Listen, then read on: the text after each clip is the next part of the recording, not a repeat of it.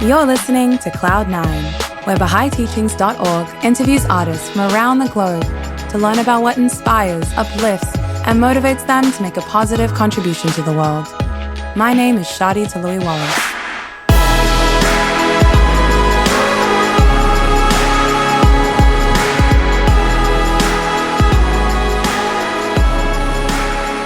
If you're a young person between the ages of, say, 11 to 15, living really anywhere in the world, you'd probably think that your life is pretty boring. You may or may not have parents that are around a lot. You go to school, you play video games, hang out with your friends, and spend countless hours scrolling through YouTube, Snapchat, Instagram, and TikTok, obsessing over other people's lives that you believe to be way more interesting or important than your own. But what if you had the skills to view your own life as a story, a valuable story, filled with lessons of growth, crisis, victory, wisdom, and excitement? How would you tell that story? And what if you could share that story and the main character wasn't some superhero or supermodel, but it was you?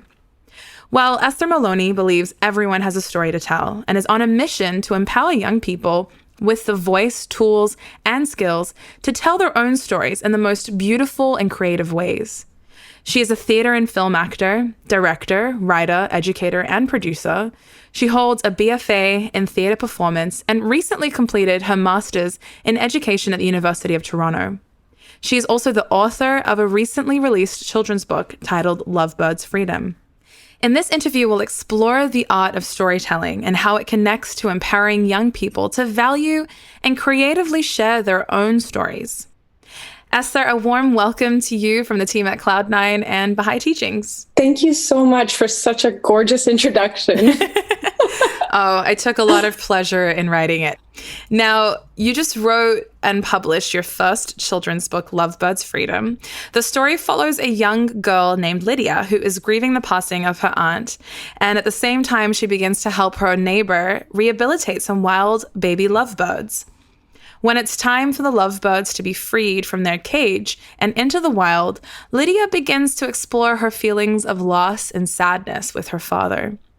The conversation comes to imagine death as its own kind of freedom and draws on the words of Abdu'l-Baha when he compares our body to a cage and our soul to the bird. If the cage becomes broken, the bird will continue to exist.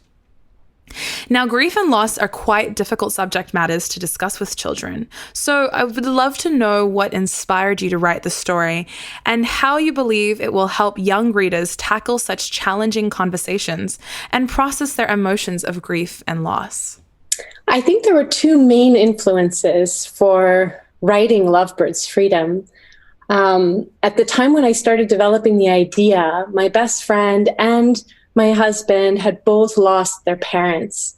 And I was very close to them as they were kind of riding through these immense waves of grief. And at the same time as I was able to kind of draw on this beautiful image that you described, Abdu'l-Baha's likening the soul to the bird and the body to the cage, and then that freedom that the soul experiences at the moment of death. At the same time, that image, while so beautiful, doesn't in fact always penetrate that grief-stricken heart. And I think I was really fascinated by that tension of, or maybe a perceived tension of knowing something spiritually that is very profound and reassuring, and at the same time, just that natural wave of grief that needs to come and is felt and is very profound for someone who's lost someone in their family especially. So that was kind of one part. And then the other part was that I was at that time visiting a middle school, and one of the middle school students did this presentation about his pet bird. And this 12-year-old kid just standing at the front of the class describing all of the ways in which he takes care of his pet bird. And it was a lovebird, and he had this kind of zeal for the whole thing. And I was really touched by how how careful and kind and attentive this kid was to every step he had to take care of this bird. And at that moment, I kind of thought, wow, I wonder if I could make a story out of Abdu'l-Baha's beautiful image of the bird in the cage and have this young protagonist who's also, at the same time as taking care of a bird, grieving their own loss. So that was kind of the origin story of Lovebirds Freedom. And then in terms of your second question about what impact it could have, I mean, I think in my work with young people, I've just seen that they are not just capable of, but actually thirsting for these kinds of meaningful conversations. And in a lot of ways, maybe when we as adults feel kind of like, oh, this content is too deep or it's too intense, or, you know, maybe at some point it seems to me that we as adults are actually the ones who are nervous to wade into that water with young people, but they are actually very thirsty to have that conversation, and they're ready, and they're in many cases better equipped than we are. So I hope that the book can be an opportunity for parents and children, to kind of wade in those waters together and just sit with those feelings of grief while also being surrounded by that beautiful image of the soul being released. And I'm also just looking at the book here, and you collaborated with a beautiful illustrator, Ella Habas. And at the end of the book, you kind of touch on different tools, such as different beliefs surrounding death, being open to questions and riding the waves of grief. And then you have some practical ideas and projects that can help children process death and loss. And then also some things to keep in mind about helping injured birds. So this book is a wonderful tool to explore the theme and conversation around death and loss. So if you're a parent out there, I highly encourage you to look up The Lovebirds Freedom by Esther Maloney. Now, I know that this children's book is only one of the many ways in which you've been creating and telling stories throughout your life, and we'll delve into that soon. But when you look back at your own life and some of the earliest memories that you have as a child, where did your creative journey begin? I would definitely have to credit my maternal grandmother, Lucille Maloney. She was one of the earliest French-Canadian Baha'is in Quebec. And she also was a very creative person. And I think she was also kind of a rock star grandma, I would say. She built her own roundhouse in the forest when she was older. And I think having been a nurse her whole life, though she had studied at l'École des Beaux-Arts, which is like a fine arts school, she I feel like in her retirement, she allowed herself to fully become the artist that she always was. And she kind of took her grandchildren along with her in that process. So whenever we would go to Grand Maman Loulou's, we would hang out in the roundhouse, we would go for walks in the forest, and we would just make all manner of things. Like, we were always making things. And the things were paths in the forest that we would name, and we would make signs to name those paths, or we would put paint all over our hands and feet and then run up and down the walk until there was footprints everywhere. There was things with string and toilet paper, and I mean, my parents were like, "What is this?" But it was it was like a circus. And I remember one of the first more formal projects that we did was we would write books together, and I still have those books actually. One is called The Little Dinosaur, and the other one is called The Little Butterfly. And I'm pronouncing them that way because they're spelled like wrong. But she, I guess, would transcribe my stories, and she would help me write them down and put them into actual little books, and we would draw them. And sometimes we would wear costumes, or we would. So I think for me, a lot of that feeling of like, human beings just make things, and that's who we are. We're creative beings. I would really attribute to my time with her. And she also, I think part of that process was she taught me that we say prayers and we call on the Creator when we're making things. And when we walked in the forest, we would pray, and we would look at nature as kind of a source of joy and inspiration. So I have a lot of gratitude for that time I spent with her. And it sounds like you've been writing children's books for a very long time, since you were young. And what an idyllic childhood. Now, after graduating high school, you continued to tell stories by writing plays and theater productions. You also participated in a production called Diversity Dance Theater. Could you share a bit more about this production and what you'd learned about storytelling and its connection to social action? Yeah, so I I think, really fortunate. When I graduated from high school, I had the opportunity to go to Europe. And I think lots of young Baha'is do what's called a year of service, or like a period where they aren't in school and they just kind of offer their time to a community. And at that time, I went, and I was kind of based in Germany with a group called Diversity Dance Theater. And we learned these dances that I think many young people were learning at that time. And they were about various social issues like racism or drug abuse, the unity of family. There was like a number of these topics. And then through like a 6-minute, very theatrical dance that would tell a particular story, we would share some of these ideas in all kinds of social contexts. And sometimes we would be at a school or a community festival. And we traveled for about 4 months sharing these dances.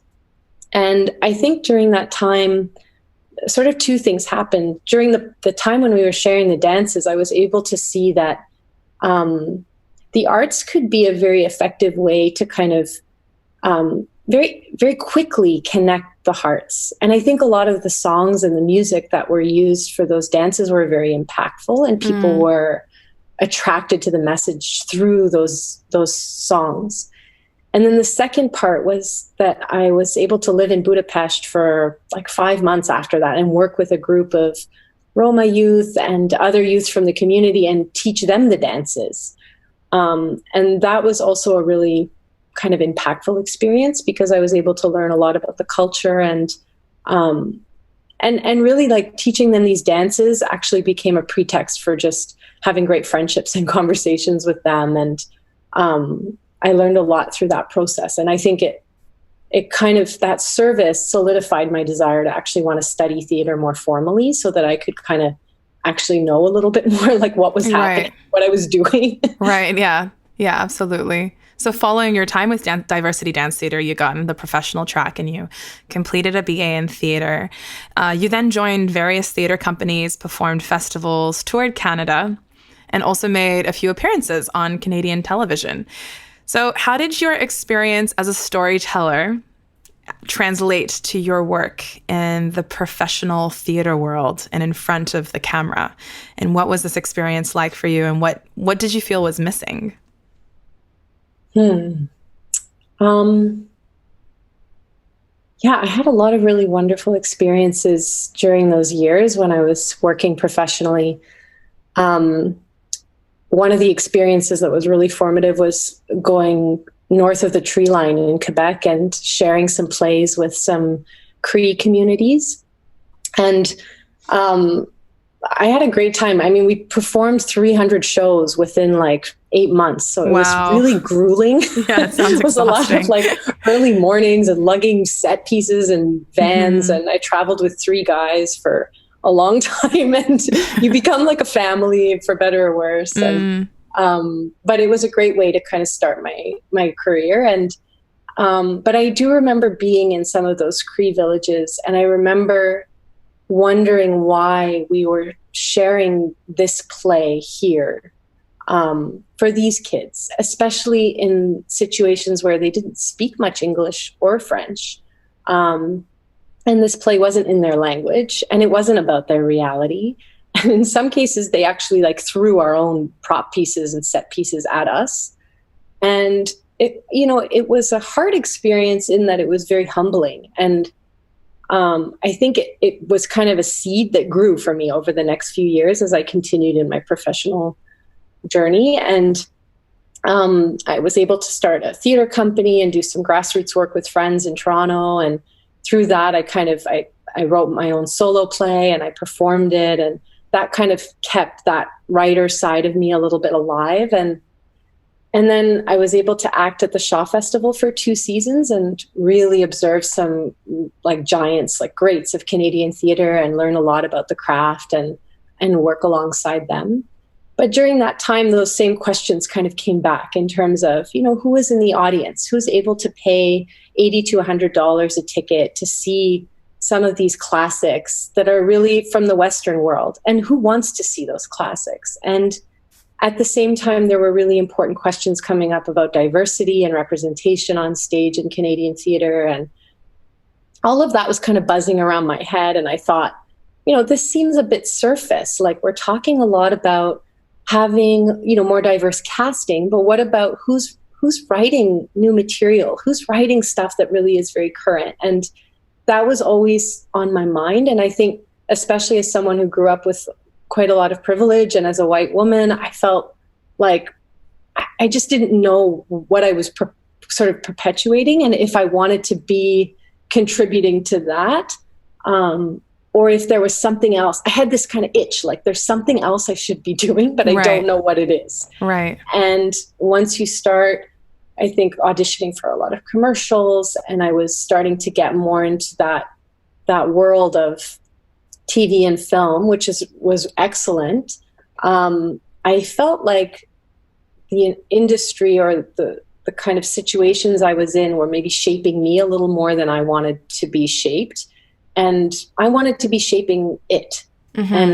And I think there was a certain point where I started learning about some other avenues. And that was more in the community arts direction and working with young people and in high schools. And there was kind of a deliberate point where I started saying to myself, like, I'm not happy. I don't feel like this is really my path. And I needed to kind of look for something else. And it was a bit of a scary, lost sort of time, but I'm thankful for that now.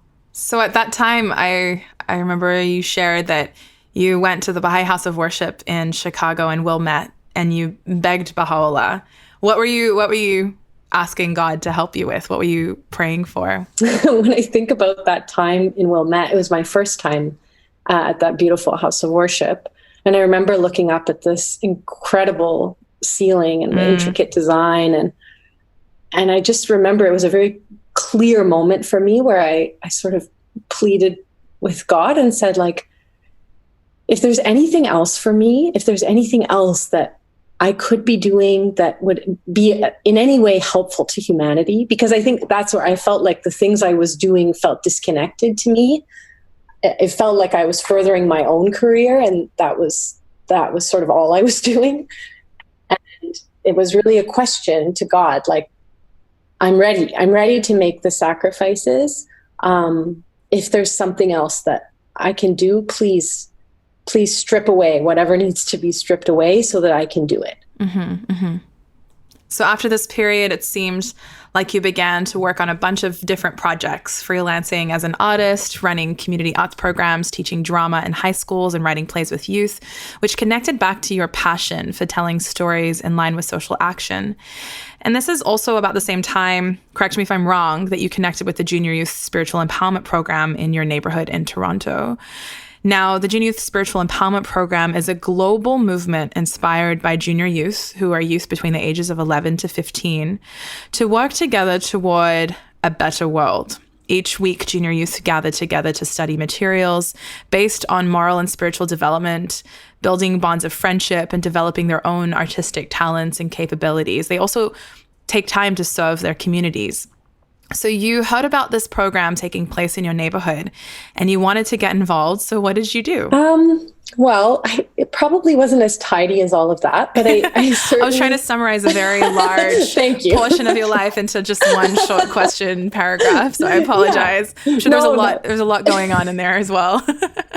Yeah, I'd say it was pretty messy. It was like, me showing up and offering drama workshops and maybe thinking I was helping, but maybe I wasn't actually helping. And just trying to be, maybe a little bit of a groupie of some really excellent animators and groups. And I think over time, there started to be some interest in developing some arts around the Junior Youth program. So I was able to come and help them create a play around Glimmerings of Hope, which is one of the stories that the Junior Youth study in the program. But then as a few youth said, actually we'd like to make some films, some animators in one particular neighborhood welcomed me with open arms to come and just sit in their groups and observe the conversations that were happening with the junior youth. And I think something significant happened for me as a creator and as an artist, as I was sitting and listening to these conversations, because I had worked with young people in a number of other contexts, but I just noticed that the tenor of the conversations and the approach that these animators were taking was unique. And I was really drawn to it. And I immediately wanted to learn what they were doing. So as I myself became an animator and started to serve in a neighborhood and started to understand some of the concepts that are underpinning the junior youth program, I started to think more about how those concepts could influence story and the way in which narratives about young people and by young people could be shaped.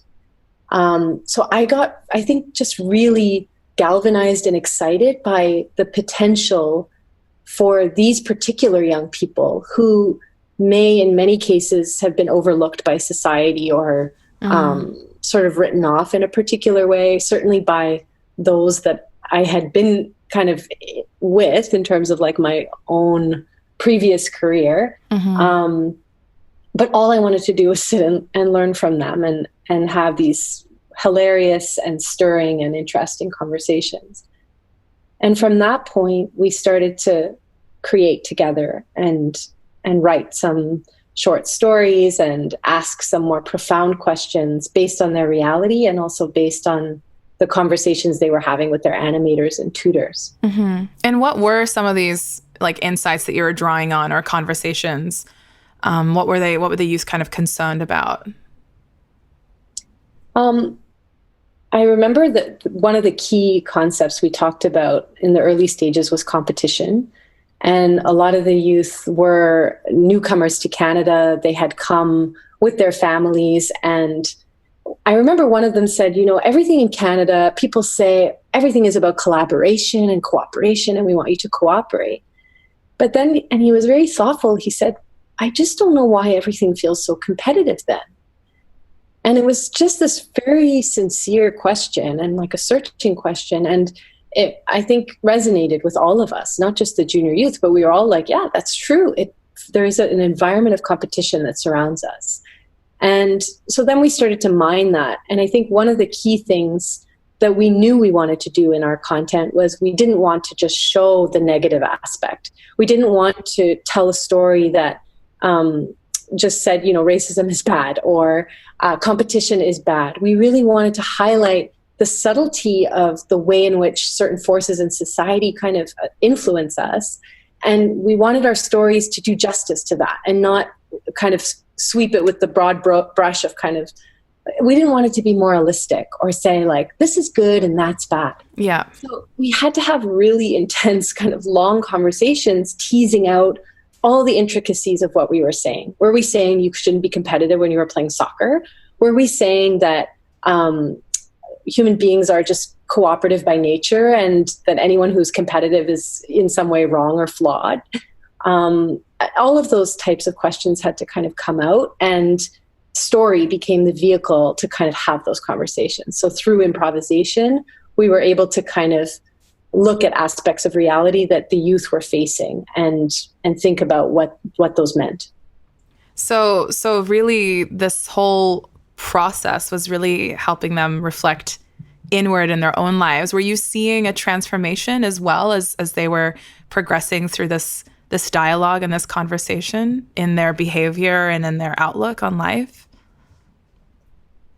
I mean, I think that aspect in terms of their own transformation, I would have to completely attribute to the junior youth program and their kind of commitment to something that was a years long process, and the number of friendships that surrounded them and all of that process was very rich. And that's, I think, without any of that, this project, what became this project, never would have unfolded.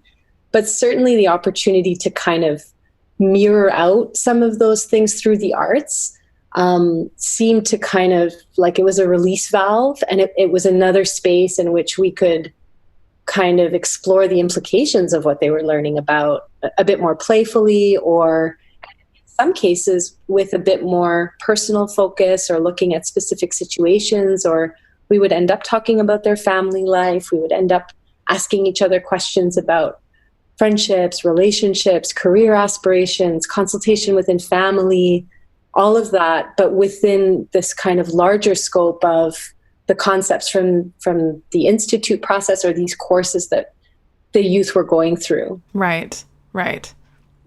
And you began to make this film, which was your first film, called Pumpkin Pie. Was this about the competition, the theme of competition?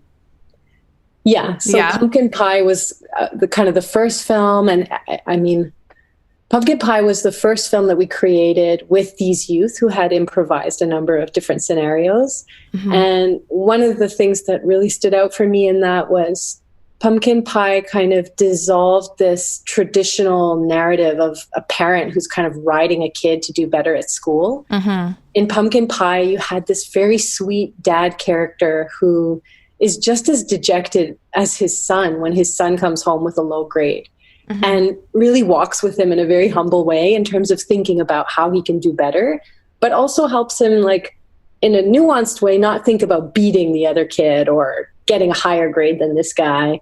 So there was a lot of love and kind of nuance in the way that the youth were describing their parents and how their parents are rooting for them. And at the same time, there is this environment of competition. Yeah. And then what happened when you finished the film? I know you shared it with the community, but in kind of what context or form did you share it with them? Yeah, one thing we kind of decided at the outset was that it was really important to share whatever we had created, even if it was full of holes or, it was in process and we were all really learning about filmmaking for the very first time together. So we decided to just have a community screening at the community center. And the youth that had worked on the film and their families, they all came out to kind of support this first screening. So we had about 50 people who came and watched the film. And then we kind of sat together and had discussions about the theme and about what had happened in the story and how the parents felt about it and how the junior youth or the young people felt about it. And it was really a space for everyone to come and think together. Beautiful. And was this like at a theater or like a community center? It was at a community center. Okay, so someplace very accessible to the community. Yeah, it was like right in the heart of the neighborhood. Awesome. And what did you learn about the process of filmmaking and engaging youth in that creative process? I think one of the things I had felt in my own work on film sets is that film is a big machine. It's a hierarchical system, and it works a certain way because it works that way. And I think with my own background in theater and in community arts, I had no choice but to bring that into my practice when we started Illumin Media Project.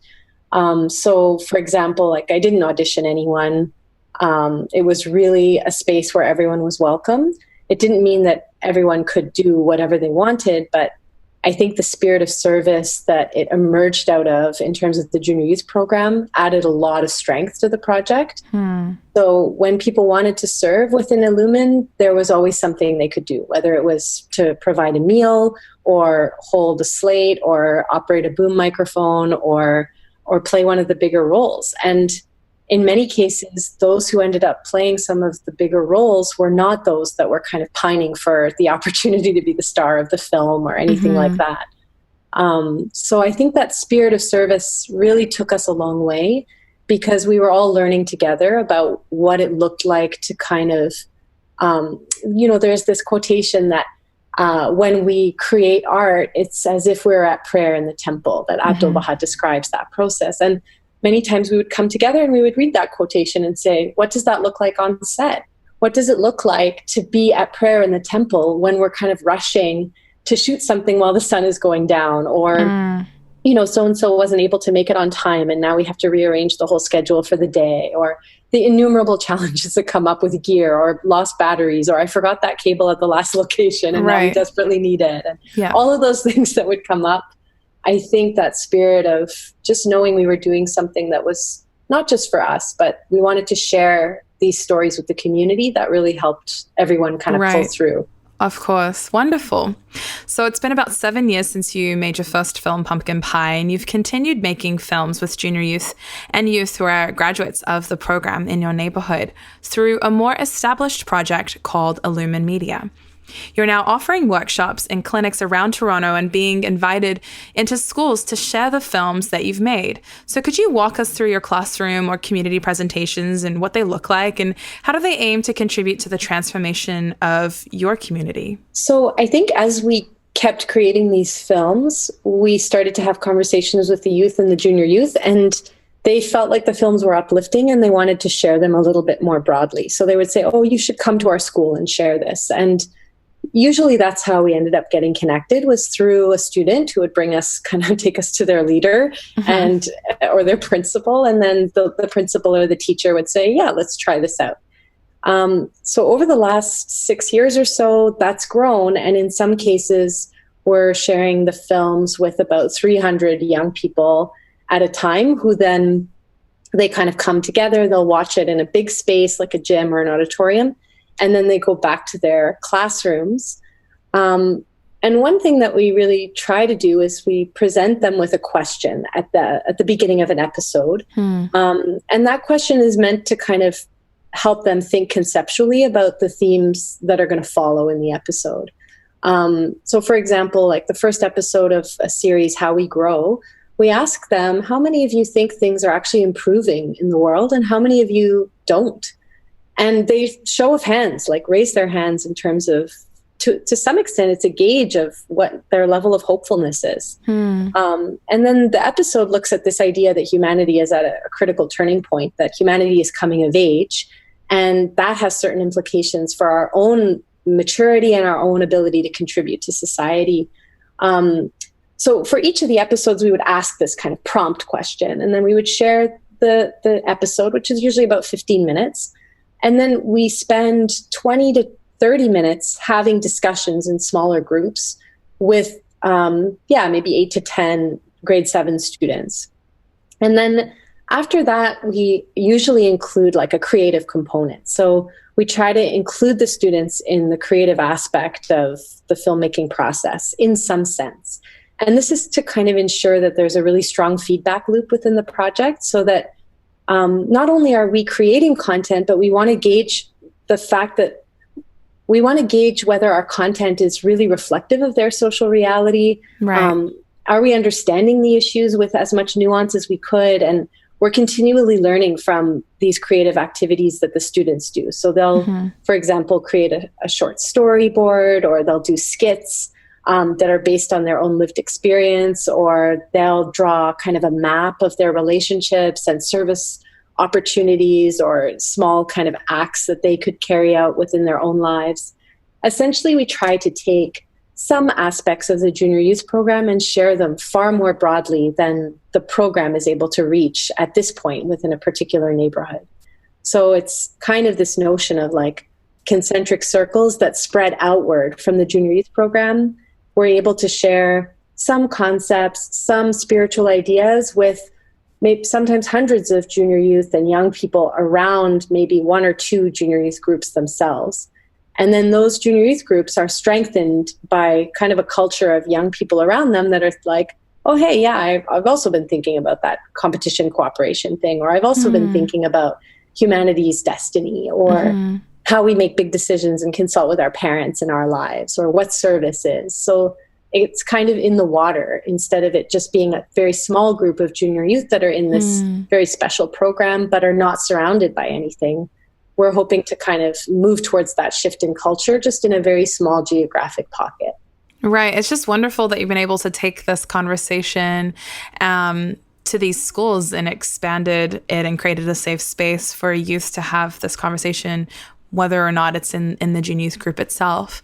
Now, in terms of your school visits, how have they informed the making of future films, and what are some of the feedback you've taken on over the years and applied to the Illumine project and the films that you've been creating?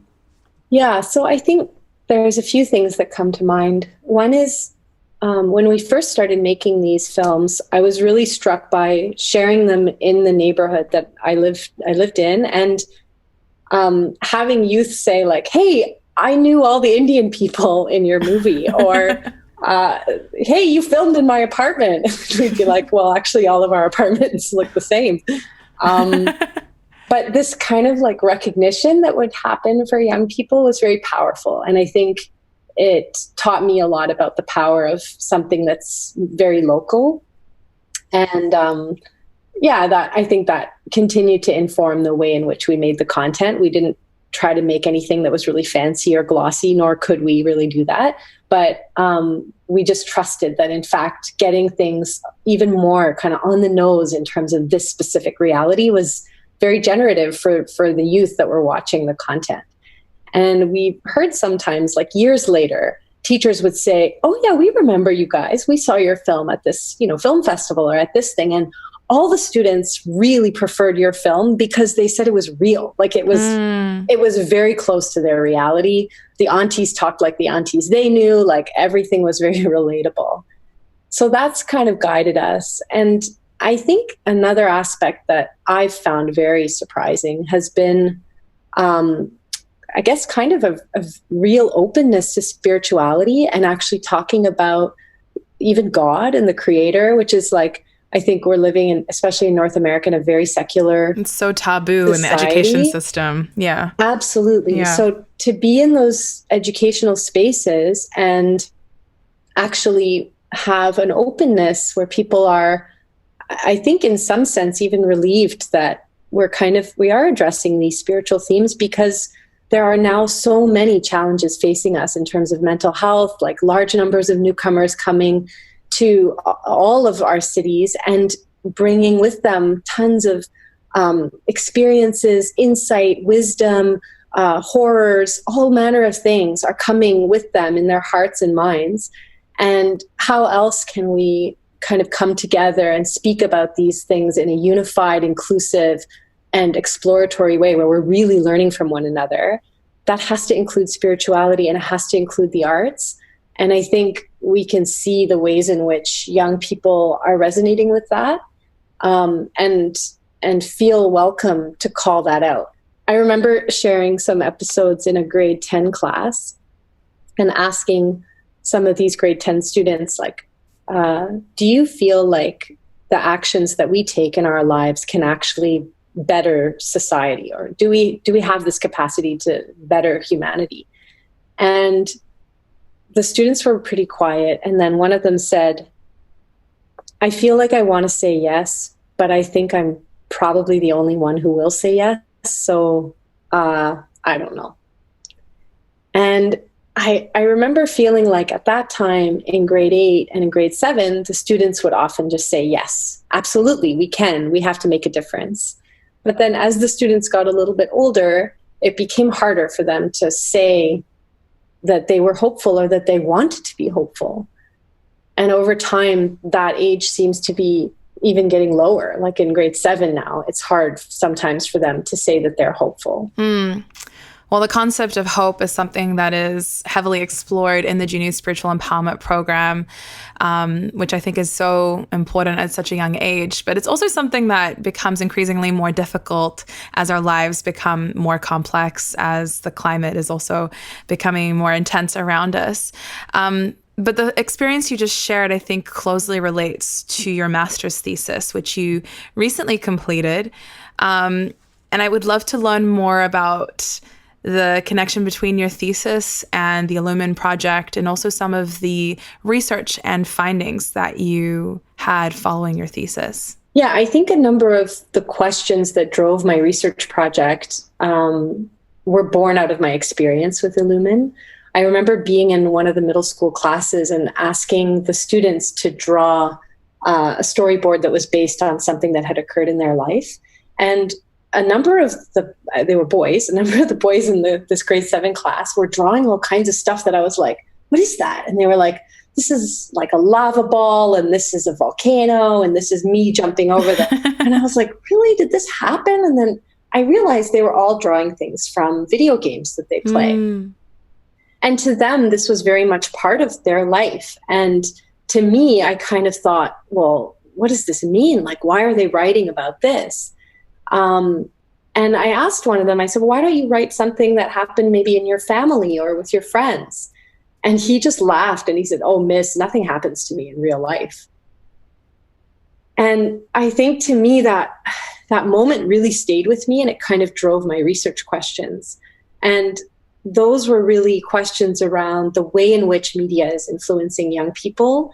And that's certainly been very well studied. But then I think then the next loop is the way in which the current media environment shapes the stories that they then tell and what they deem worthy of telling of their own lives or so I'm interested in that kind of feedback loop between the media environment, because we know that we're organic with the world, as Shoghi Effendi says. So even for myself, in what ways are the stories and narratives and song lyrics that I'm exposed to shaping the way I perceive my own life? So my research project was an 8-week program in a middle school that was separate from Illumin, but I just visited a class a number of times. We did some critical media literacy work, which I think many people know what that's about. You watch a clip, you kind of unpack it, think about, the message, the audience, the media, how they achieve that message. But then I think a lot of media scholars are asking this really important question, which is they're recognizing that young people also have to create their own content. That's a really important part of feeling empowered in our current media environment, and they have to see themselves as digital innovators. And those are kind of the questions that I'm really interested in now, is how do we have young people from very diverse backgrounds and socioeconomic backgrounds start to see themselves as digital innovators? And how does that kind of flow into an educational context that helps them unpack some of the narratives or ways of thinking or representations that have been kind of problematic? Yeah. So like one of the quotes that I really love is that essentially like you can't take someone's story away without giving them a new one. And essentially we have to have a story that is propositional and that helps us kind of focus on the positive and on how we actually do want to live our lives. We've certainly seen a lot of media that points at all the stuff that we're doing wrong. Right. What does it look like to tell stories that actually help us live our lives in better ways? And those were kind of the questions that I put to the students. And over the 8 weeks, we watched a bunch of media, but then they also created their own pieces of media, their own stories. And I was very open with them in terms of what they were kind of allowed to work with in terms of form. So I wasn't particularly interested in teaching them filmmaking or podcasting skills, for example, but they could draw a storyboard that shared their story. They could just write a written script. They could shoot a short film. They could do a podcast. It was really open. And then I kind of looked at all of that data, which was their stories, a number of interviews that I carried out with them and their teachers. And through that process, there were kind of 3 what I called propositional stories that emerged. And these stories that I think are really exciting and lead us towards like maybe new directions and new questions were the way in which these youth, many of whom are newcomers, highlighted the significant role of the community and the family in a context that's very individualistic. Right. So when we think a little bit about narratives and the way like a protagonist is always an individual, what does it mean for a community to be a protagonist? And then another aspect that came up was this idea of seeing the spiritual and material aspects of young people as going hand in hand. And how can we start to see young protagonists that bring those 2 aspects together? And then the last one, I kind of called it capturing the seeming contradictions and nuances of lived experience. And there's this quote by a wonderful Canadian scholar, Julie Salverson. She calls it the courage to be happy amidst ongoing loss. And I think working with a lot of Syrian refugees or folks that have really gone through tremendous trauma, that courage to be happy amidst ongoing loss is a very richly textured, and it's full of story and it's full of learning for all of us. So I think that research was a really interesting opportunity for me to kind of dive deeper into the stories that might help us get out of the really challenging times that we're living through. Well, Esther, I'm so grateful to you and your team for creating a safe space for youth to explore their own history and journey and to realize their own potential as creative contributors to this very complex and evolving media landscape. Sadly, we've come to the end of this episode of Cloud9, but I want to thank you for taking the time to meet with us and the team at Baha'i Teachings, and for sharing your own journey as an artist and how it's been influenced, or more importantly, being influenced by the June Youth Spiritual Empowerment Program and the life of your community. Thank you so much, Shadi. It was such a pleasure to chat with you.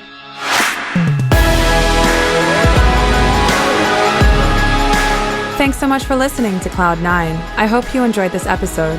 Feel free to check out BahaiTeachings.org, where you can find more Baha'i-inspired podcasts, videos, and articles.